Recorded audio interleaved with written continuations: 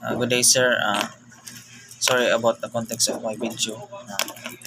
By the way, my name is Dexter Magallanes. I'm 20 years old from Tungunan, Kananga, Leyte, Bismar E3 Alpha.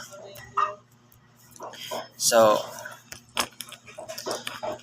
in this video, I will discuss about the refuting faulty doctrine in any religious using philosophy.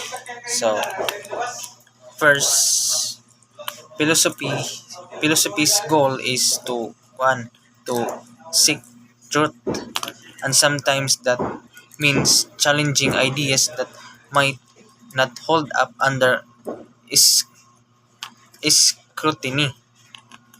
Let's take an example from religion. The idea of fatalism found in some religious doctrines. So, what is fatalism? Fatalism is the belief that all events are predetermined by a divine force, meaning humans have no real control over their future or destiny.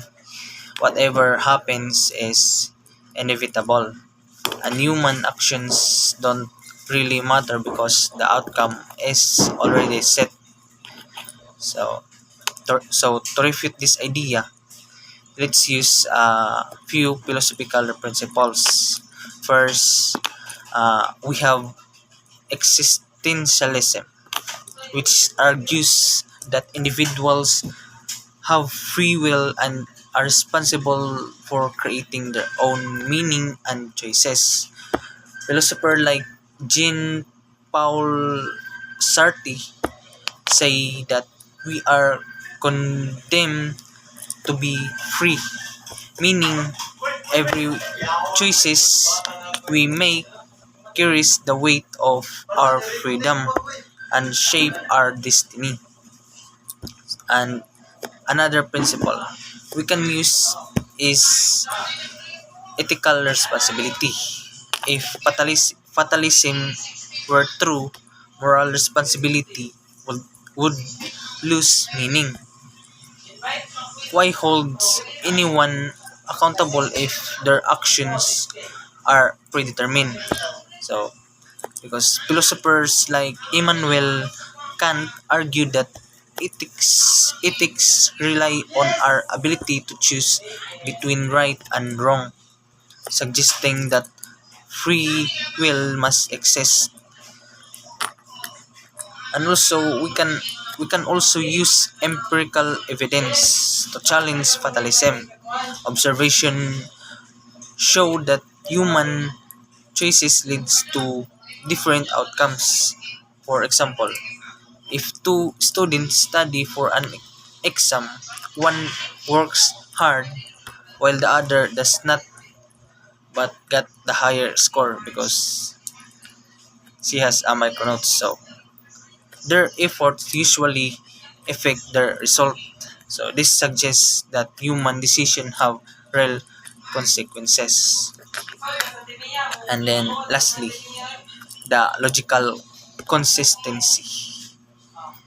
So it can help disprove fatalism. If everything is predestined, the concept of regret or making mistakes makes no sense, but people experience regret because they believe they could have acted differently. This inconsistency hints that fatalism is not logically sound. So, in conclusion, using ideas like free will, ethically responsibility, empirical observation, and the logical consistency, we can refute fatalism. Human actions do matter, and philosophy encourages us to take responsibility of our choices rather than accept everything as inevitable, accept everything as inevitable. So, philosophy teaches us that the search for truth requires questioning and reasoning, allowing us to find deeper meaning beyond rigid doctrines. In the end, discovering the truth is about finding freedom in our choices and not accepting fate as fixed. That's all.